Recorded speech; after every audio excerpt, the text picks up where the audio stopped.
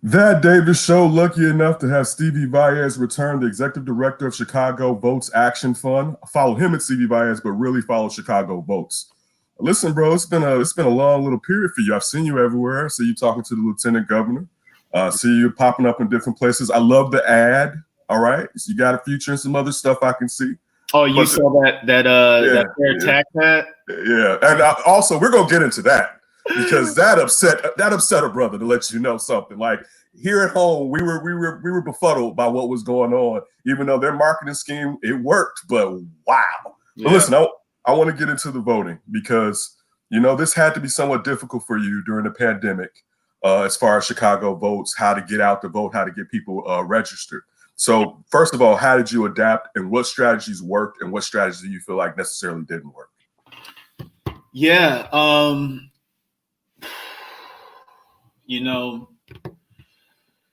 We obviously did everything remotely. And I think that some of the strategies that worked for us were just constantly having some sort of online digital engagement. Like we really ramped up our social media work.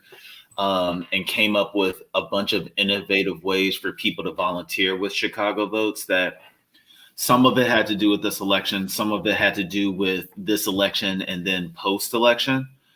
So for example, every Tuesday and Thursday night leading into the election, we had phone, text, and tweet banks where we would host volunteers on Zoom to call people, text people, and tweet at people about making plans to vote and answering any questions they had around this election. We created a voter guide that for the Chicago area focused on local races. So it had the state's attorney race on it, the tax ballot initiative, the water reclamation district, and like 60 plus judges. We put that together in both Spanish and English. We directly mailed like 50,000 of those guides to young people who were low propensity voters. So they got it in the mail. We text the URL or the link to that guide to like 100-something thousand people. We put that guide in a bunch of news outlets. And then we went out around the communities once early voting started, and we're handing those guides to people while they were in line to go vote. We also launched a court watching program this election cycle.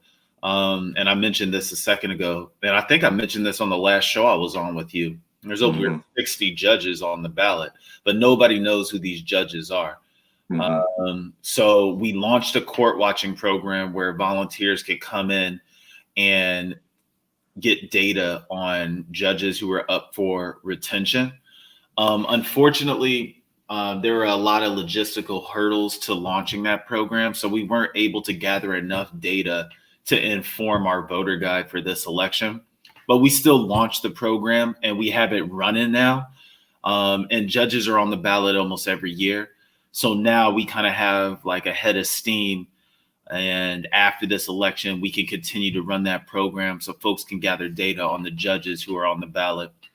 We also had, I don't know, I can cuss on this, right? Go right ahead. Yeah, all right. We also had an Instagram live series called Shit Talks that we did every Thursday night. And we would just interview different people. You saw me interview the lieutenant governor. We interviewed a state senator this past week. We've interviewed organizers, rappers, advocates, you name it, just to give folks a bunch of different perspectives on civics and politics in this election to keep the dialogue going. We also did some virtual happy hours, which you could check out on our YouTube channel. Okay. They're super dope. They're called Give a Shit Happy Hours, where we bring in young creatives and give them a platform to display their artistry, whether it be singing, rapping, spoken word, poetry, reading essays that they've come up with. So we put together like a 45-minute to an hour long Give a Shit happy hour that's on our YouTube channel that our creative fellows put together.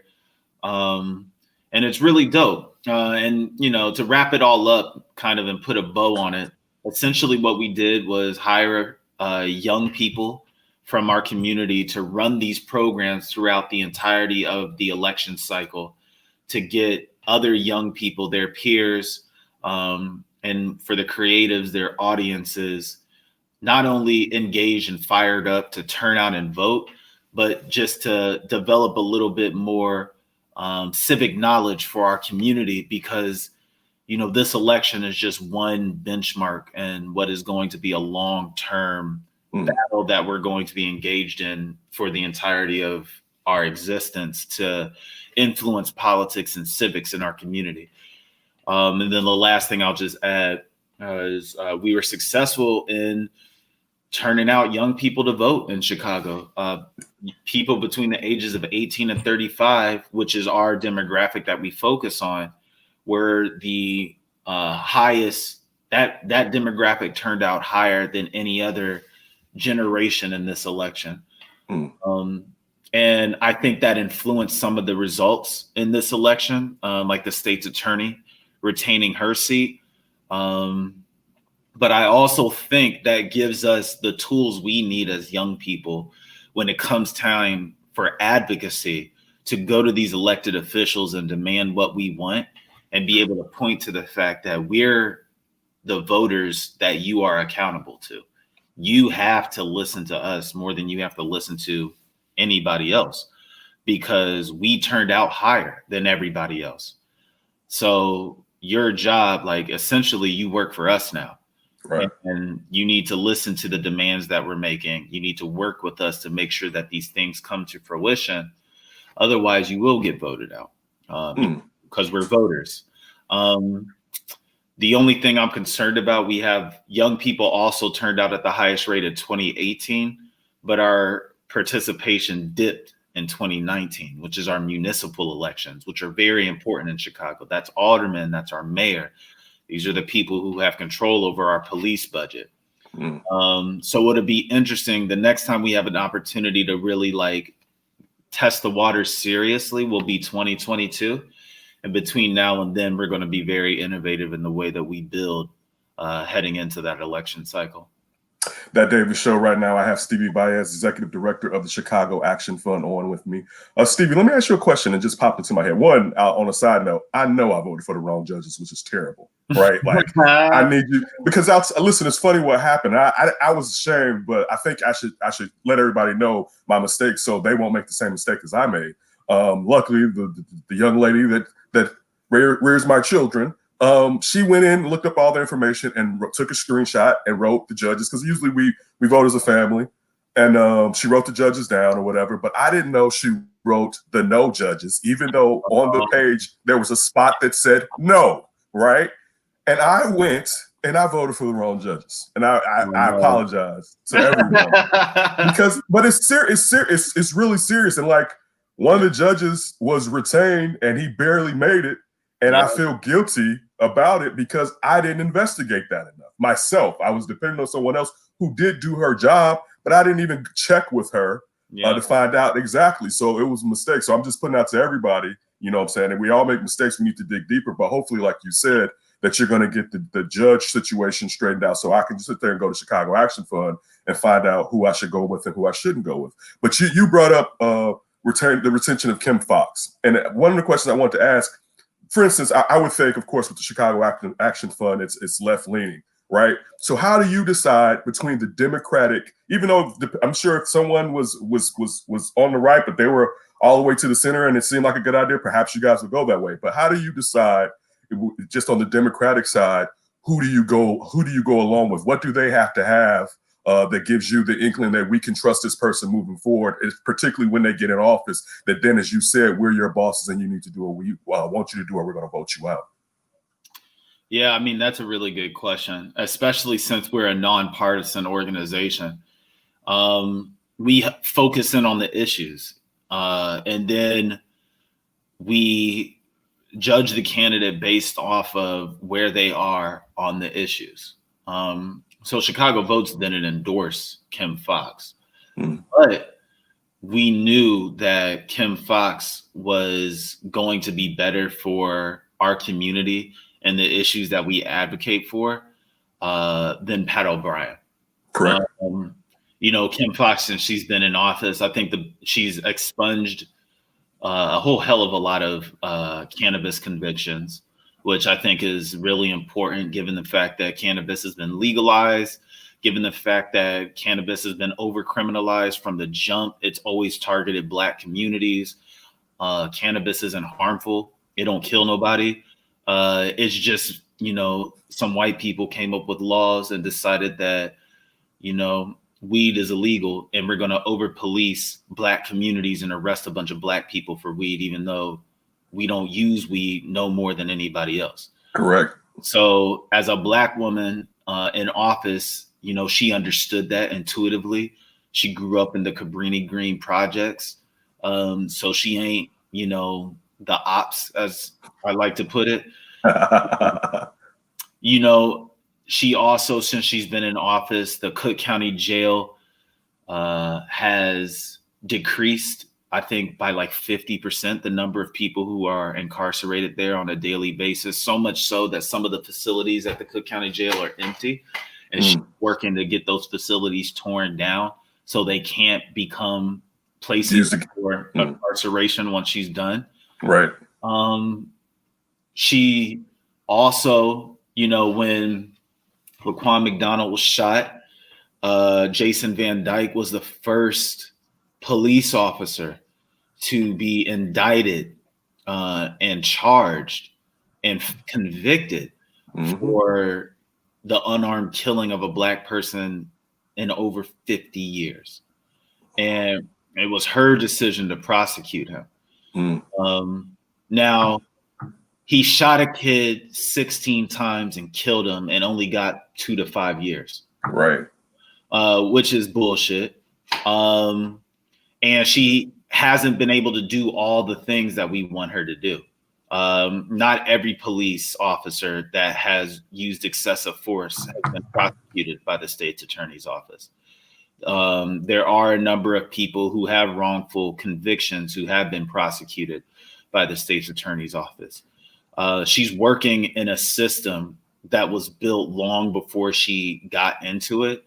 And from my vantage point, I do believe that she's doing the best that she can. And, the reality is we only had 2 options on the ballot. And I don't want to say vote for the lesser of 2 evils in her situation, but it does point to a, just concern in general that I personally have with the democratic process.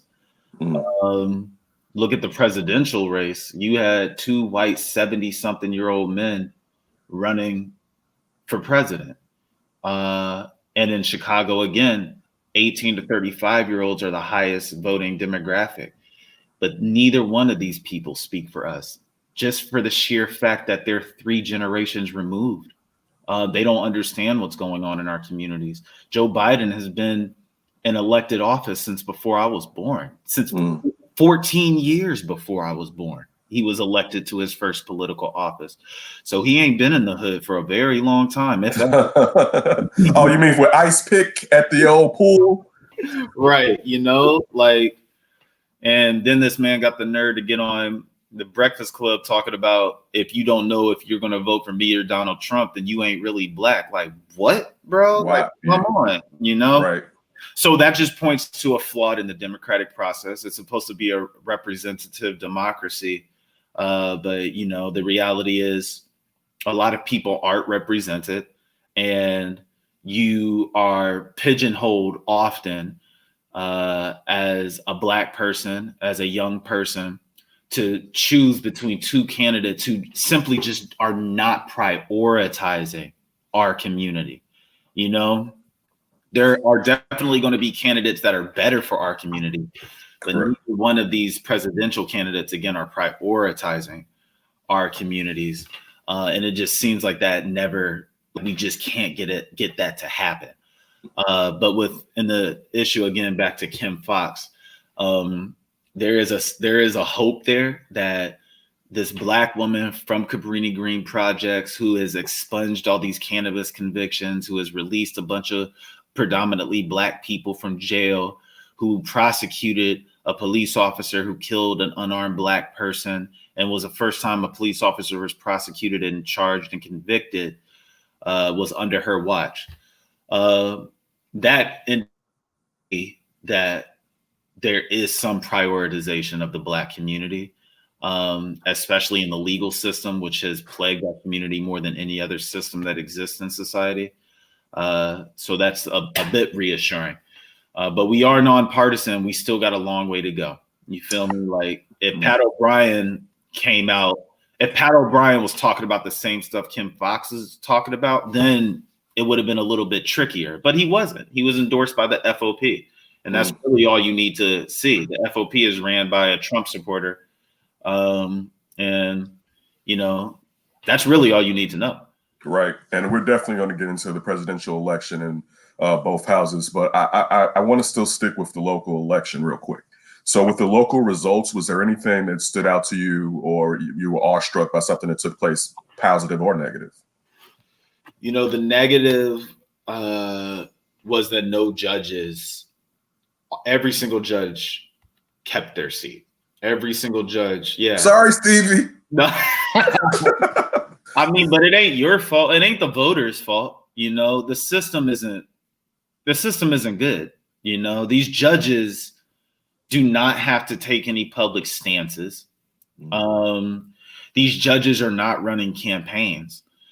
These judges are seeking retention, which means, you know, if 60% of voters say, okay, they could keep their seat, then they keep their seat. But they're not running against people in any public fashion. They're not taking stances on anything in any like real way. And during this pandemic, if you try to go and watch these judges in their courtrooms to see, like, as a voter, like who these judges are and trying to gather the information yourself, it's very difficult. The cameras are cut off because it's virtual. It's hard to even find what courtroom these judges are in. You can't see who is in front of them when they're going through these cases. And if you watch criminal court in Cook County, it's not humane. It's not a justice system. People are turning through like numbers. They're not seeing the humanity in the people that are coming in front of them in these courtrooms. It's just case number so-and-so, case number so-and-so, case number so-and-so. And so the system is just all jacked up. You know, we are in the early stages of trying to reform the election process as it pertains to judicial candidates. And then the process of reforming our judicial system is still in a very early stage as well. And Chicago Votes is doing work around that on the legislative front. And we could talk about that later, but our judicial system is jacked, man. Talk about it now, Stevie. Talk about it right now. All right. Our judicial system is jacked. You got predominantly white judges dealing with predominantly Black people. And so some of the ways that we're trying to infiltrate and like make it more equitable is through the legislative process. So we have two bills specifically that are dealing with the judicial system. One requires that judges receive gender and racial bias training quarterly. So 4 times a year, they're receiving gender and racial bias training, as well as training on youth brain development. Illinois is one of the few places where a 17-year-old can get sentenced to life. But the youth brain doesn't finish developing until 26. Black people are getting locked up. Been getting locked up, you know, and we need to have on record that these judges are understanding the trauma that they're inflicting on families and communities as a result of Black people constantly being locked up. These judges also need to understand why Black people are constantly being put in front of them in the courtroom. Black women are the fastest growing prison population. And so these judges need to understand, you know, the impact of gender biases in the courtroom. They need to understand that Black women are the fastest growing prison population, and understand their role in that and how they can stop that and how they can start dishing out justice as opposed to trauma in the courtroom. The other piece of legislation we're working on is really something that just strengthens language that already exists in the legal statute, which is ensuring that people who have felony convictions on their record are not barred from serving on a jury solely because they have a felony conviction. There's a bunch of confusion around this. The Illinois Bar Association, in fact, had put out language saying that if you had a felony, you couldn't serve on a jury. And it took Jen Dean, a member of our staff, emailing them, the Illinois Bar Association, and saying to them, we think you got this wrong. Jen doesn't have a law degree. She's just an organizer. We think you got this wrong. We think that people with felonies can serve on juries. And here's in the statute that we're reading where we think that that's the case. And they were like, oh yeah, you're right. So we we just added one sentence into the statute, one sentence into the statute. And where the statute says you cannot stop somebody from serving on a jury based off of religion, sexual orientation, gender, racial bias, and we added prior felony conviction. This doesn't mean that a judge can't say, this person, we're charging somebody's coming in front of my courtroom who has a conviction for armed robbery. And I have a juror who has a felony conviction for armed robbery. This forces the judge to say, I am not going to let this person serve on the jury, not because they have a felony, but because they have a felony in armed robbery. And there's a correlation between this and the person who's coming in front of my jury. Now, we've heard from judges that they haven't done this in the past, where they haven't stopped people with felonies from serving on their juries. But we've also heard from judges that they have used a felony conviction as the sole purpose to stop somebody from serving on a jury. And again, if Black people are constantly being locked up, if Black people are constantly being put in front of a judge in the courtroom, and our legal system is supposed to allow for people in general to be judged by their peers, a jury of their peers, and we're stopping people from felonies from serving on the jury, that means we're stopping predominantly Black people from serving on juries in a judicial system that is trying predominantly Black people. So these are little changes to the system, you know what I mean? Little tweaks that we're trying to make here and there.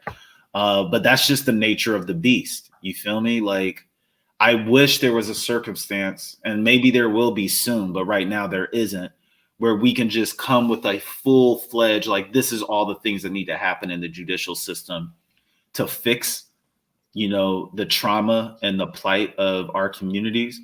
But we're not. Politically, we're just not in that position, unfortunately, but we're doing the best that we can.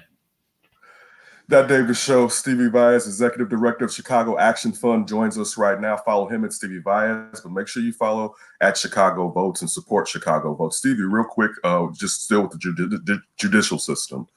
What are some of the things, like when you mentioned Kim Foxx tearing down those empty buildings that are over there at Cook County, what are some of the things and some of the ideas that Chicago Votes are pushing to try to get people treatment and try to get people therapy? Like, what I'm sure there has to be, like you just said, that you have this system that keeps putting us in front of these judges. And as you mentioned, as far as the development and growth of a young person's brain not being able to basically be finished growing until they're 26. So I'm sure you're coming up with other ways that you have to sit here and treat these people. Some of them do need to go to jail, but they don't need the same length in jail because, as you said, their brain hasn't necessarily matured enough. What are some of the plans that Chicago Votes wants to put to action?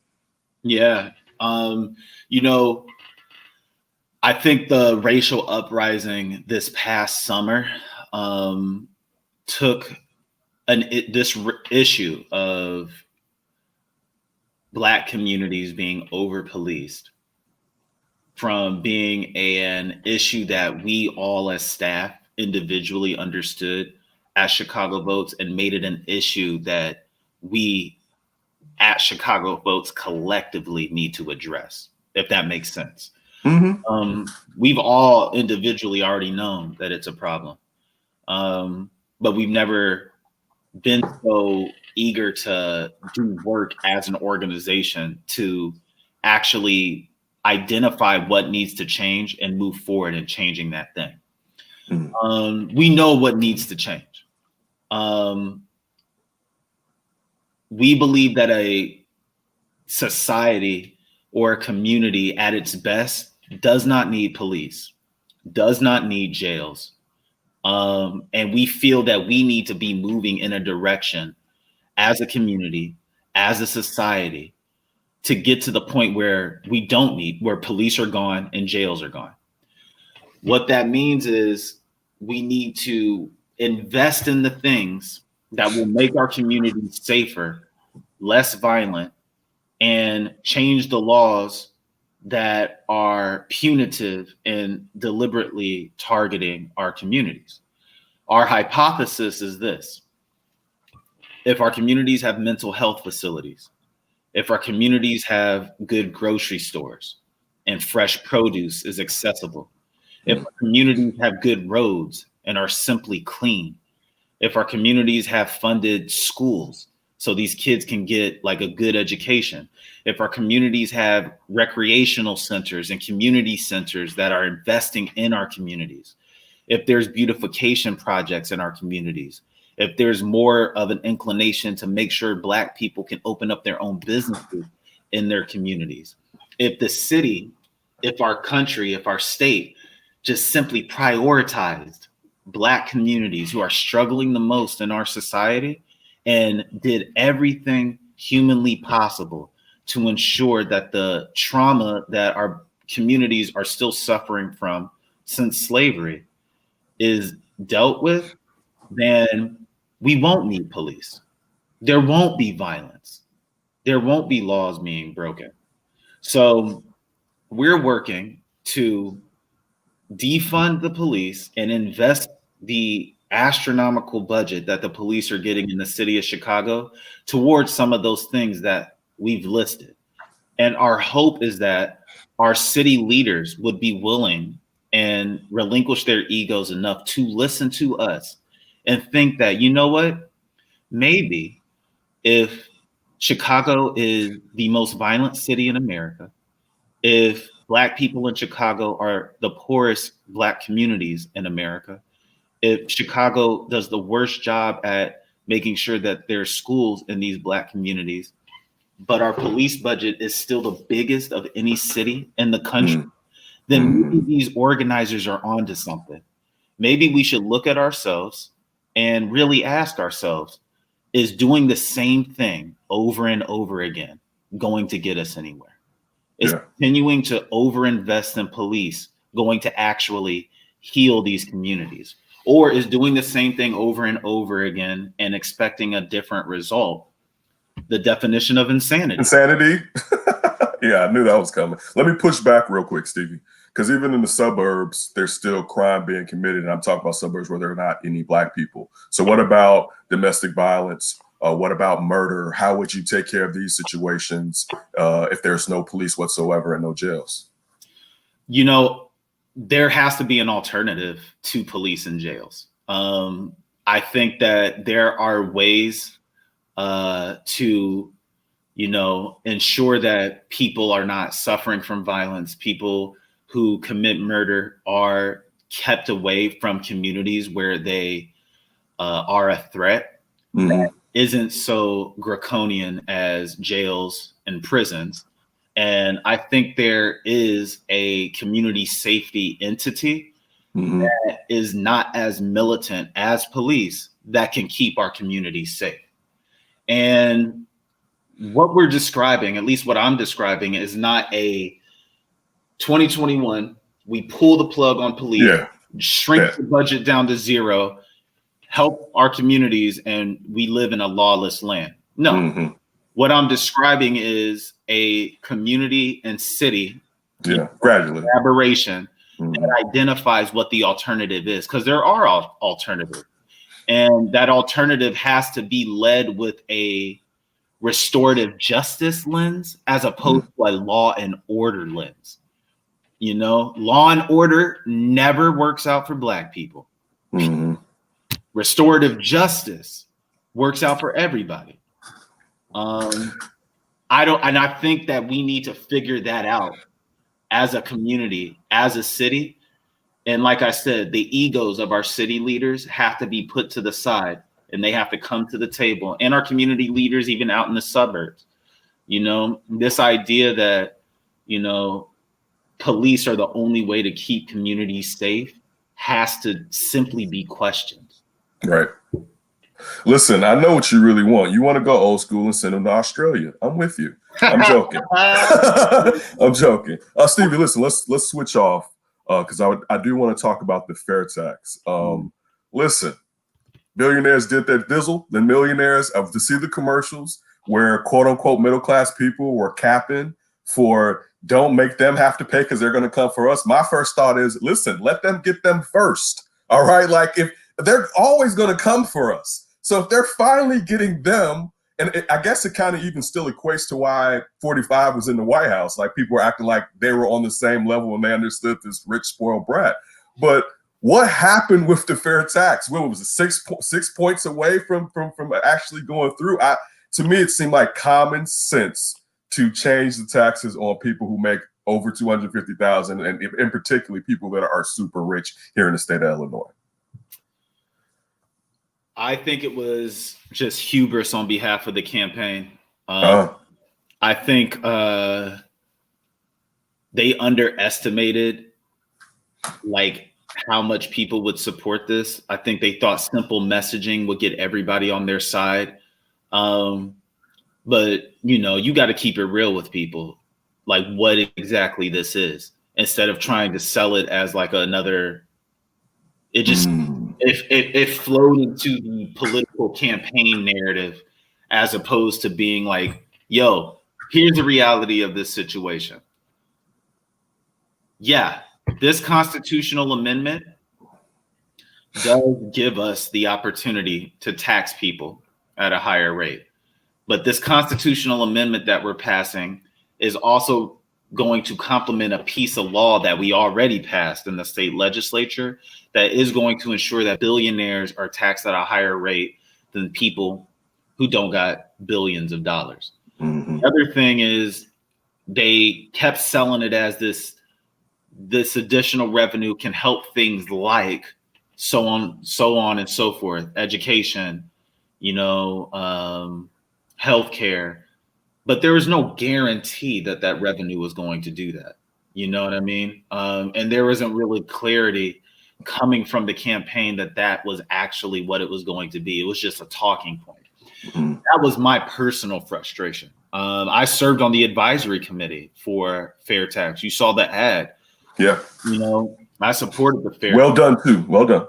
Thanks, brother. Thank you. Well done. I supported the fair tax. Our organization was pushing for people to support the fair tax. In Chicago, it went crazy.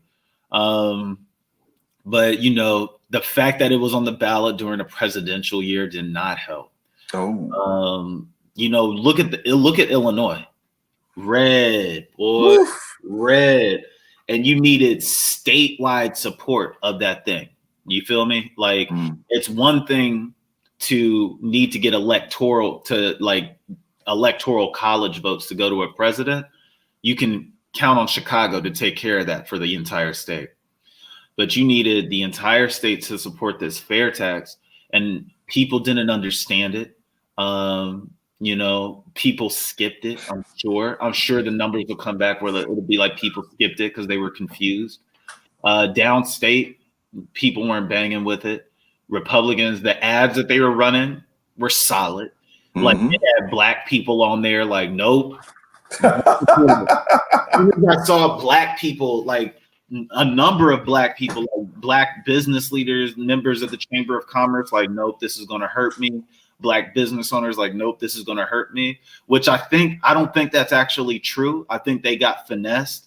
But man, it sucks, you know, because getting a constitutional amendment passed in Illinois is hard work.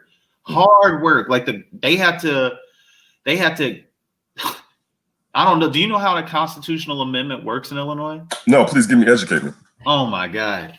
So in Illinois, most of these ballot referendums are not legally binding that we get. They're usually like equivalent to a public poll. The only way a ballot referendum is legally binding in Illinois is if it's passed through the legislature. So you have to go to a legislative session, like in January, the state legislative session. You got to get it passed through the House and the Senate that we want to change the law this way by a ballot referendum. A constitutional amendment has to happen by way of a ballot referendum or a constitutional convention. The governor decided that they wanted to change the tax code in Illinois by way of a ballot referendum. But for that ballot referendum to be legally binding, they had to get that passed through the legislature. Then the legislature had to agree on the language. Once that was done, the governor's team had to launch a statewide campaign to get this passed. So they had to get it passed through the House. They had to get it passed through the Senate. They had to agree on the language. Then they had to get the people of Illinois to support it. So this was a 2-year, since the governor had been elected, this is a 2-year process that they've been going through. And this was the last thing they had to do to change the tax code was this. And it lost. And that sucks, you know? So that means, let me ask you this. Is it dead now? Is there any way to reconfigure this? Because as you just said how difficult it is, it would seem like what's the point when he only has a couple more years in this term to try to do this again? I don't know what the governor's going to do. I don't know what they're going to do. There have been a lot of groups that have been trying to do this work for a very long time before the governor got into office. There's going to need to be a lot of reconciliation between the entity that was running this campaign and the community-led groups that have been trying to get this passed for longer than the governor has been trying to do it. Because frankly, the way the campaign went down was there was 2 different entities trying to get this passed because they couldn't work together. You know, I think people underestimate the value of community building, frankly. And a lot of folks think that they know what needs to happen. And if you don't listen to the way that they want to do it, then you can get on. And we saw that, like the fact that there wasn't like a strong, cohesive, collaborative effort between community groups and the governor's entity that ran this campaign. That may not have been the thing that lost it. Yeah. I don't think it helped. Stevie Valles, Executive Director of the Chicago Vote Action Fund. Follow the fund at Chicago Votes. How you said that, I know you too, brother. You don't have to say anything. I'm sure you wish those taxes of his were out. And you do a little bit of this when you're looking at old JB. I'm saying that, not you. I'm saying that because I'm not the biggest JB guy. Yeah. It's Democratic Donald in a way to me. And it's like, okay, guys, this is what we're going to do, I guess. Yeah. So listen. He got the money. Yeah, he has the money. I mean, and it showed when you have the money, you can dictate what happens because I feel like certain rules, or I guess I should say, I feel like certain norms should be maintained. And if you don't have anything to hide and your predecessors have been giving us their financials, I feel like you should have to do the same thing. But I know that's something that should necessarily be written down. And it's the fact that you have to do it instead of a nicety or whatever.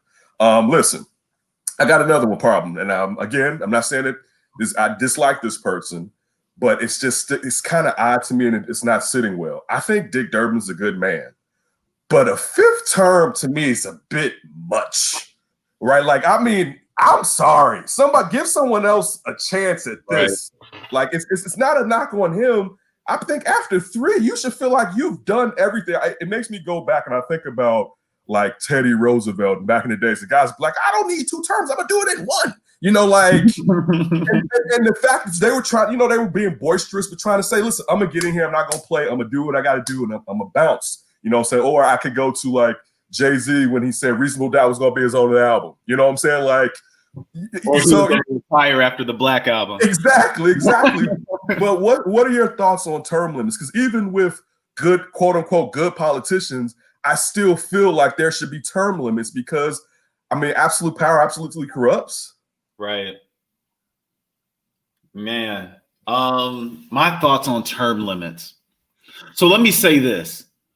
Dick Durbin's 75, Joe Biden 77, Donald Trump is 74. Nancy Pelosi has to be in her 70s. Mm-hmm. Chuck Schumer has to be in his 70s too, or in his late 60s. The people who run this country are old, and you know, people who run a lot of stuff here locally are getting up there as well. And there, again, I mentioned this earlier, generations removed from us. But what that does mean is right now, this election cycle, and I'd say this election cycle in the next 4 years will be the last wave of the baby boomers and the silent generation running everything in this country.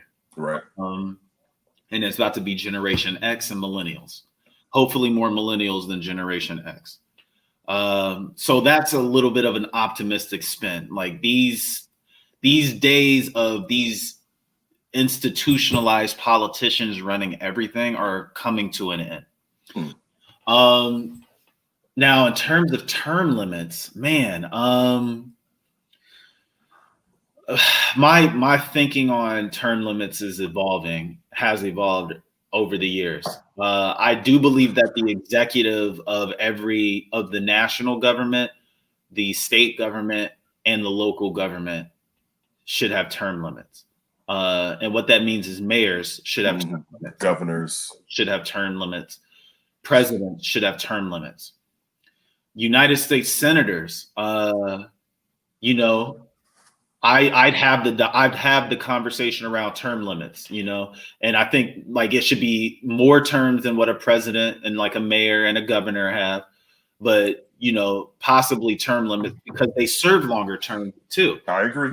After a senator's first term, a United States senator's first term, their terms are 6 years. Their first term is 4 years. Every term after that is 6.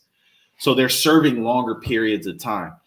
And the only reason I'm not just cutthroat, everybody should have term limits, is because nothing gets done already on the federal level. Yeah. And if there's this constant like overturning, yeah, you got people coming in and they need to like, it takes a person like 2-3 years to really get the hang of their job.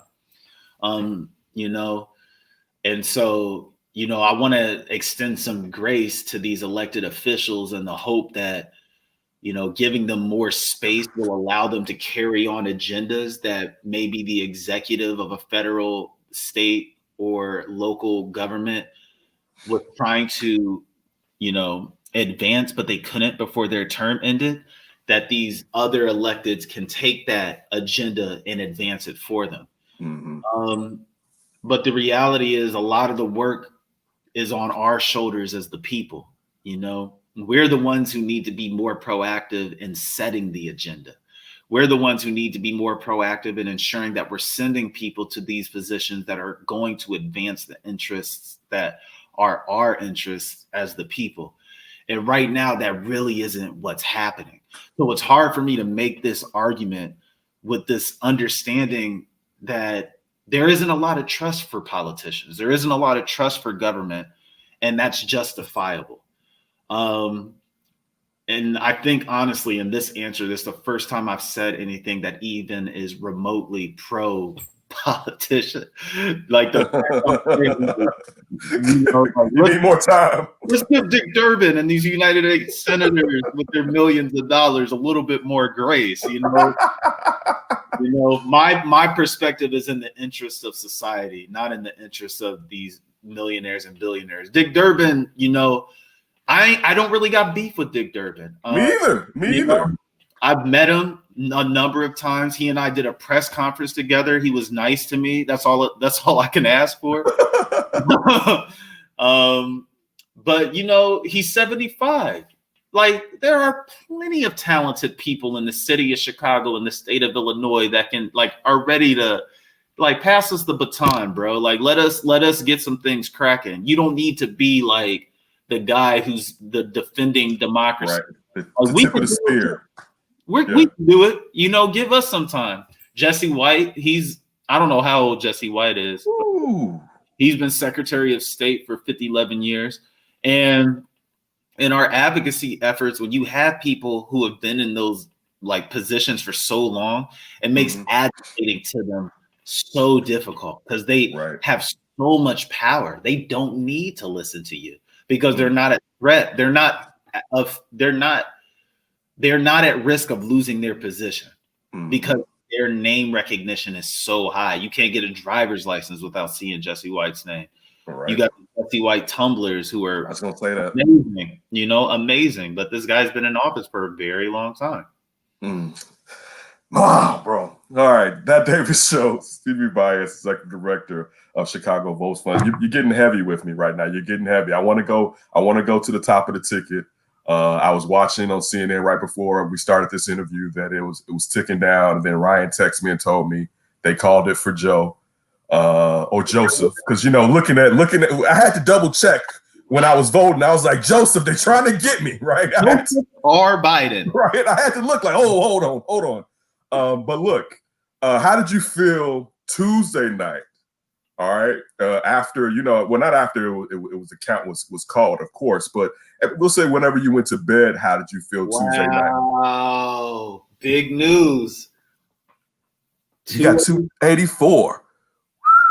So he didn't get 306. I just found this out just now. Well, Stevie, really quick, since it's called, what didn't he get? Because did he not get Pennsylvania? What didn't he get? Because 306 would have been if he got all 4 of those states, correct? Yeah, let me see what they haven't called Nevada. They haven't called. There's a couple of states they haven't called. Okay, then. Okay, so since he's past 270, they're giving him that. All right, cool. Yeah, because I want the whole 306. So when they try to redo all of this and with all their little lawsuits, you got to look at how many electoral votes he got over. Right. Yeah. All right, but listen. So how did you feel Tuesday night about this country? All right.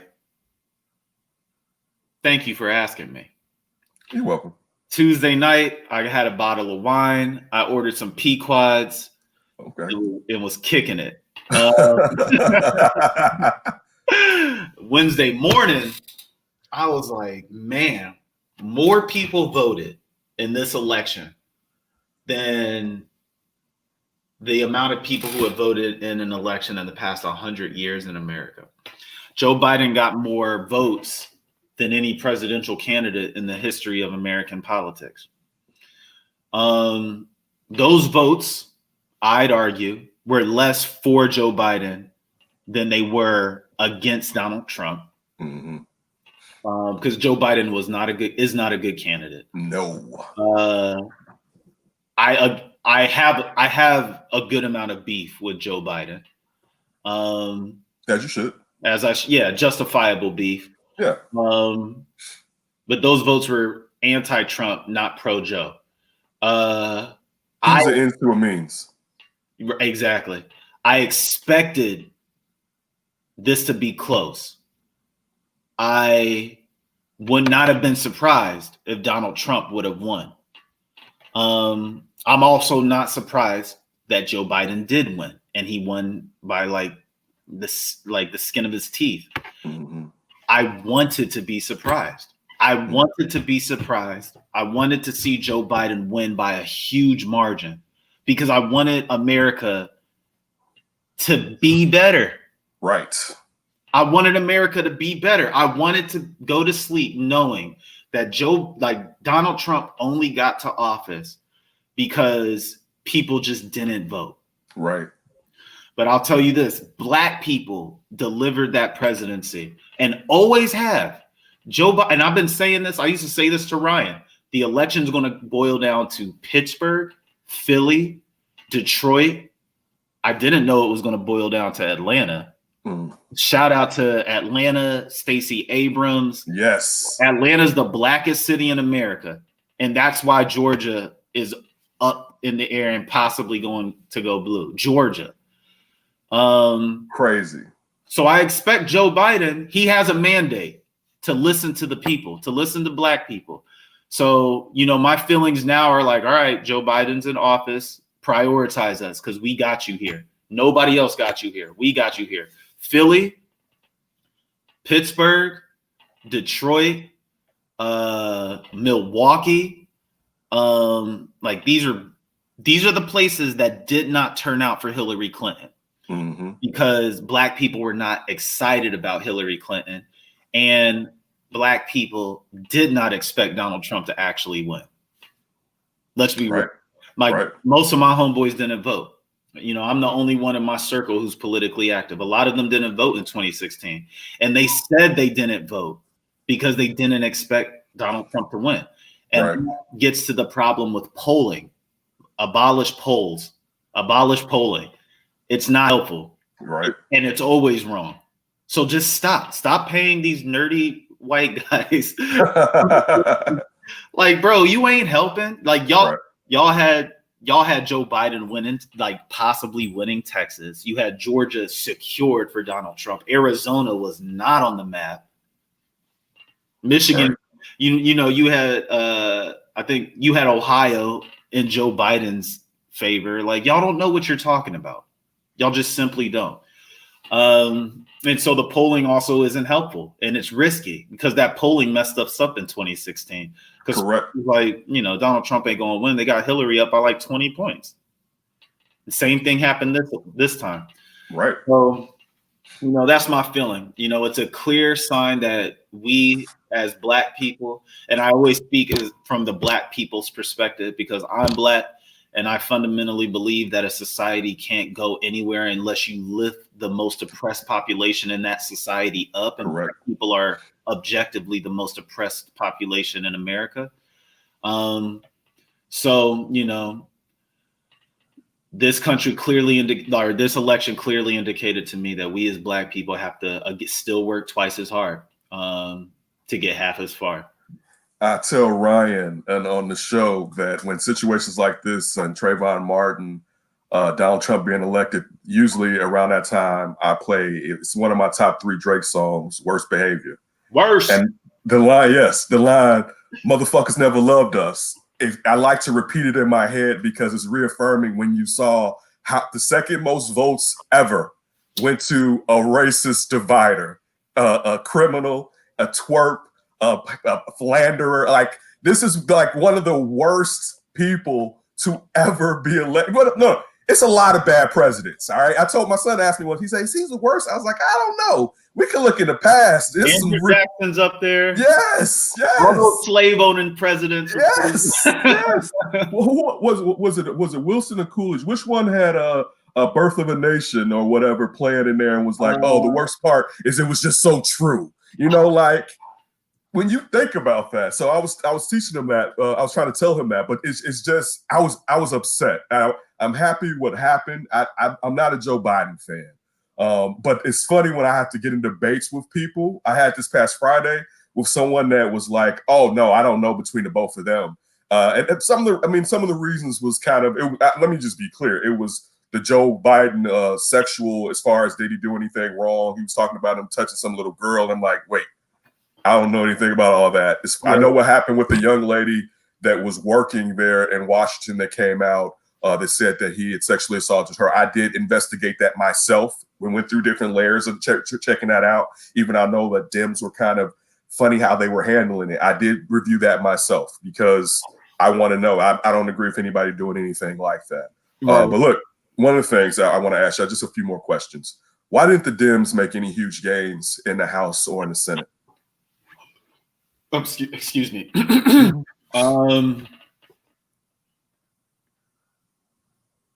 Because Joe Biden was at the top of the ticket. All right. People weren't inspired, you know. Yeah. When Obama was running, when Obama was running for president during his election seasons, Democrats would run it up every time because people were inspired by Obama. Our generation also was kind of spoiled, but we also like learned. Like we had my first time voting was for Barack Obama. Okay. You know what I mean? So as a voting age adult, up until Donald Trump got elected, the only president I had ever seen was a black man. You know what I mean? Lucky you. Lucky me, right? Donald Trump was like, you know, whiplash, you know? I was drinking something. Don't do that. Donald Trump was like whiplash. But when in those years, 2012, he got elected, flipped the House, flipped the Senate. 2 years into his presidency, when people ain't voting because Obama's not at the top of the ticket. Right, midterms. Lost the House. Lost the House and the Senate. Yeah, lost the House and the Senate. When Obama got reelected, got the Senate back. 2 years into that, lost the Senate again. Right. You know what I mean? So the top of the ticket, if that candidate's not inspirational, it's tough. You feel me? It's tough because the president is determined by the electoral college votes. These congressional seats and these Senate seats are just pure raw who gets the most votes.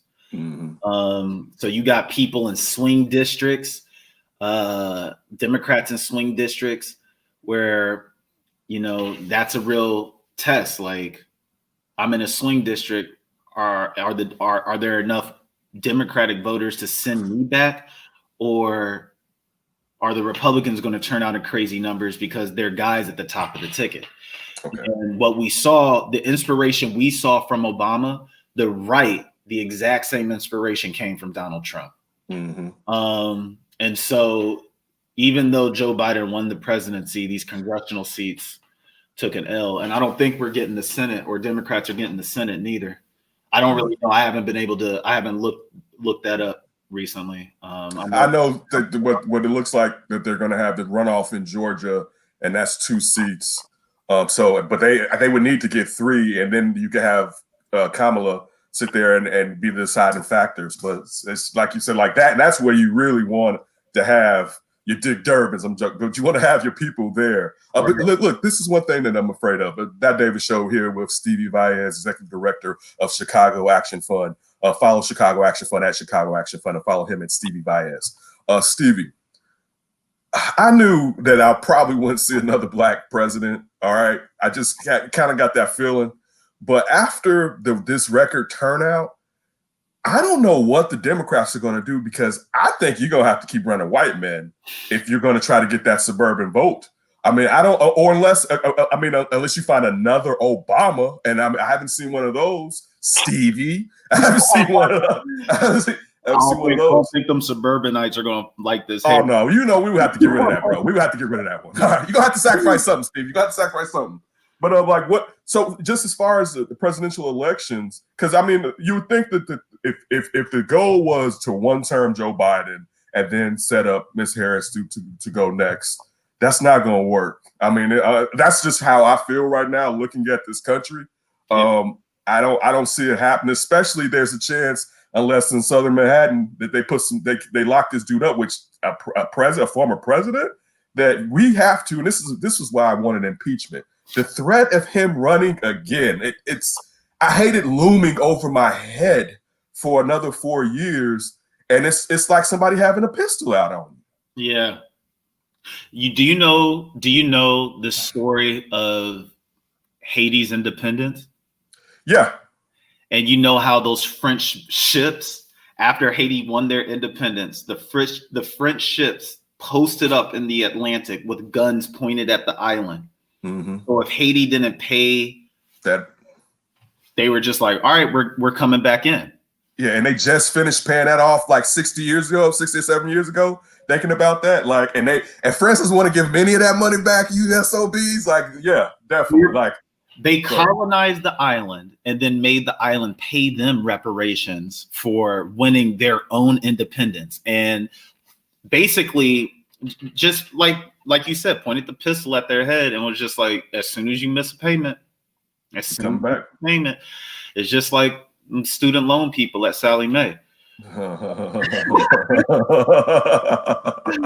yeah, man. I don't know. The future of American politics. I think this is an ongoing narrative. This is an ongoing narrative, and it is more poignant now than I think it's been in decades. Like, the country is literally in a tug of war right now, the entire country.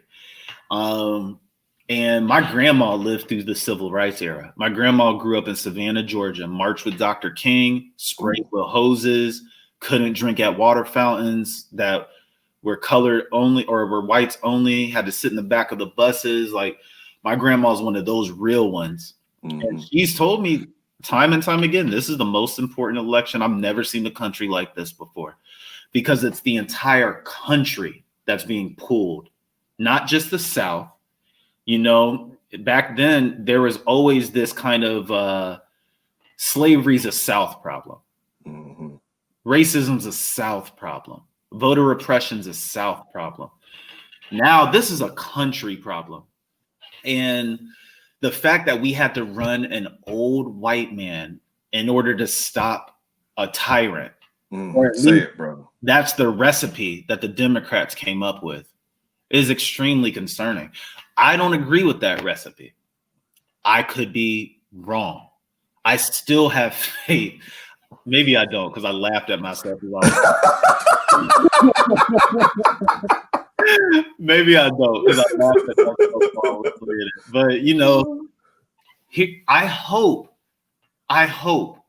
that this new generation that we have coming up, you know, we're the biggest, millennials are the biggest generation, the most diverse generation, and the most progressive generation. And I hope that the Democratic Party can develop enough faith in our generation in the next 4 years to feel confident that they can run a person of color to represent the party. I just hope that that's the case. The fact that I have to hope that that's the case in 2020, it breaks my heart, because Black people just delivered the presidency for Joe Biden. So one would hope that, like, if Black people just delivered the presidency for Joe Biden, then you can trust that running a person of color at the top of the ticket won't be the downfall of the party. You know, that's my hypothesis. You feel me? That's what I hope is the case. And just leave them suburban voters alone. Don't build a campaign for the suburban voters, because these swing states have these metropolitan districts that are the areas that are ultimately delivering the electoral votes anyway. And then the Electoral College, you know, my hope is that when I die, it's gone. Please. I don't see that happening anytime soon. But my hope that when I die, it's gone. The logic behind the Electoral College is to ensure that the entire country has equal say in who becomes president, and that cities like New York, Chicago, and LA don't decide who the president is every single year. My argument is rural parts of America don't see Black people, don't see poor people, don't see gay people. So they're operating in a bit of a echo chamber. Right. And I don't think that giving them an elevated say is helpful. I think that if the cities are determining the presidential election, then the cities are delivering a more representative democracy, because there are more people coming from a litany of different walks of life in the major cities. You know what I mean? Like, wearing a Make America Great Again hat in Chicago you might get jumped. That's Right. why I never believed what happened with Jussie Smollett. Oh, we all didn't. We all did. It was like, wait, downtown during the polar war, somebody had on that hat, dude. Yeah. I mean, I worked downtown. I was like, nah, son, that didn't sound right. That didn't sound right. Last question, Stevie. Listen, so for the Action Fund, now that you're going to wait to midterms because we're not going to vote anytime soon for the mayor or for the governor. What's next? Like, how do you gear up next? What's the next move? Do you take a vacation? Like, what do you do? How do you figure out the next move, or is it just foot to the gas pedal? We got to keep going. Yeah, foot's always down. Okay. We built into our organization self-care, spiritual care, breaks, nurturing, because the reality is everybody pays attention during elections, but organizations like ours, post-election is just as important. Post-election is when you have to work with these newly elected people to make sure they're prioritizing our communities. Otherwise, who are they prioritizing? Who are they advocating? Like you have to fight to make sure your voice is front and center. Because the people who typically are front and center are the entities who have the resources to pay the lobbyists, to fund the campaigns, to elevate their voices between election cycles. And that's why our communities feel like no matter who gets elected, nothing gets done. Right. The civic engagement is a 24/7, 365, round the clock, every single year thing that we have to do. Political engagement, participation in democracy is far more complex than voting. What we're really trying to do here is dismantle systems that have oppressed and build systems that empower by way of advocating to people who have been elected to represent us. So the electing the people to represent us is only one part of that journey. Understanding how to advocate for laws is a huge part of that. Understanding how to hold elected officials accountable is a huge part of that. Understanding different ways that one can be influential in a democratic society is a part of that. Direct actions, taking to the streets, protesting, huge part of participation in a democratic society or participation in democracy. I always say that the media are the people's lobbyists. So doing these direct actions and getting news coverage and getting elevated to like the national, conversation, that is a tool that we, the people, have to use in order to get those who are elected to even think about us or talk about us or get asked questions about us or pass laws about us or come up with solutions to help empower us. Otherwise, we're not talked to, we're not thought about, and we're not reached out to until an election season. Part of that is on the elected officials. Part of that is on the system. A lot of that is on us. So we as Chicago Votes are trying to make sure that we're building a movement all the time because there's always actions that need to be taken.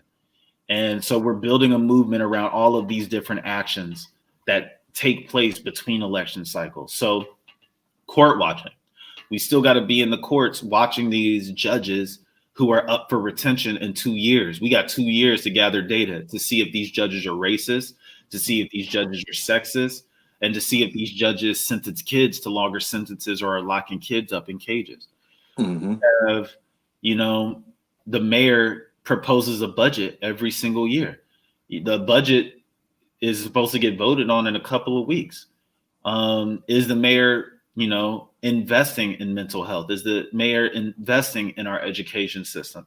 Is the mayor holding police accountable? We have to show up at these hearings. We have to, show up at the legislative hearings for the bills that I talked about that Chicago Votes is carrying. There's a lot of work that has to be done between now and then.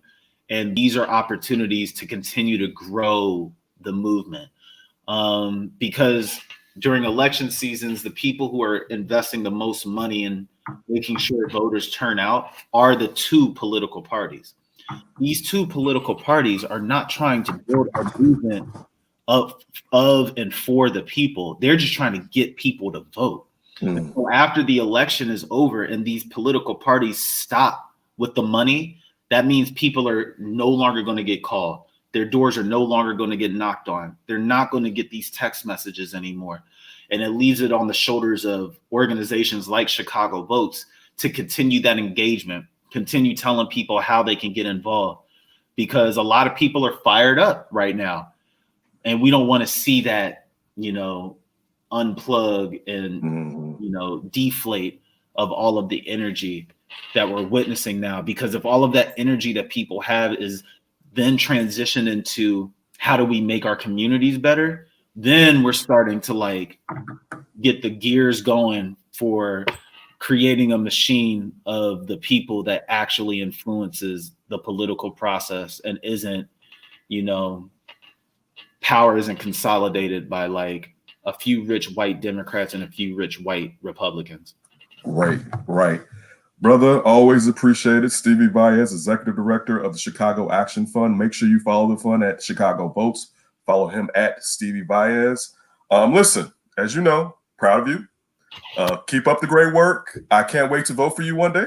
I will put some of my money into that. All right. I'm not one to do that.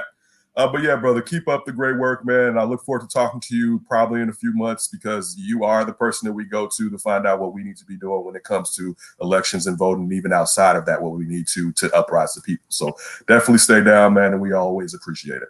Appreciate it, man. Thanks for having me anytime. No doubt. All right. Talk soon.